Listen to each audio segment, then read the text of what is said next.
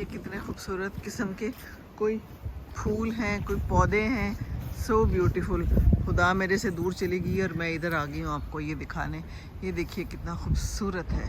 और ये भी दरख्त देखिए, वाह वाह वाह, खूबसूरत हसीन समा, प्यारा प्यारा।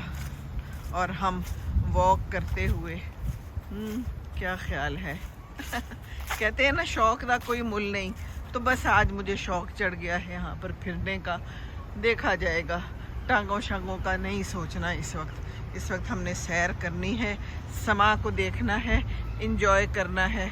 और ये क्या है, ये कोई बेर शेर है इन्होंने खड़े किए हुए जगह जगह पे, पता नहीं क्या सोच रहा है। ठीक है, आपकी तबीयत ठीक है, आई होप सो।